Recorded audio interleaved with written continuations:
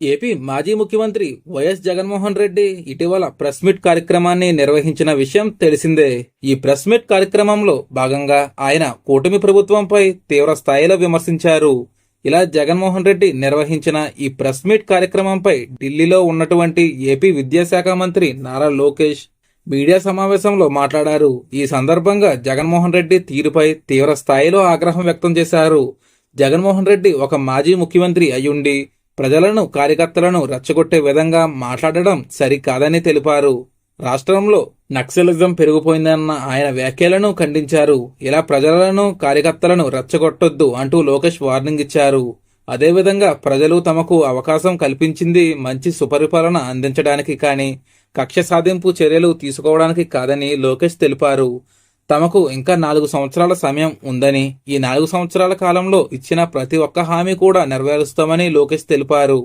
రాష్ట్రంలో శాంతి భద్రతలకు కాపాడే విషయంలో తమ ప్రభుత్వం ఎంతో కట్టుబడి ఉందని కూడా తెలియజేశారు. లిక్కర్ స్కామ్లో తమకు ఎలాంటి సంబంధం లేదని, తాను తన కుటుంబం దేవుడి సాక్షిగా ప్రమాణం చేయడానికి సిద్ధమని లోకేష్ తెలిపారు. జగన్ సన్నిహితుడు భాస్కర్ రెడ్డి కూడా ఇలాంటి ప్రమాణం చేయాలని సవాల్ విసిరారు.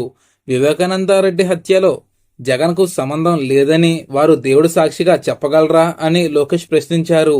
జగన్పై ఉన్న కేసులు ప్రస్తుతం విచారణ సాగుతుందని, తప్పు చేసిన ఏ ఒక్కరిని వదిలే ప్రసక్తే లేదంటూ లోకేష్ మీడియా సమావేశం భాగంగా జగన్మోహన్ రెడ్డికి వార్నింగ్ ఇచ్చారు. మరి దీనిపై మీరేమంటారో కామెంట్లో తెలియజేయండి. మరిన్ని వీడియోస్ కోసం మన ఛానల్ని సబ్స్క్రైబ్ చేసుకోండి. Thank you friends.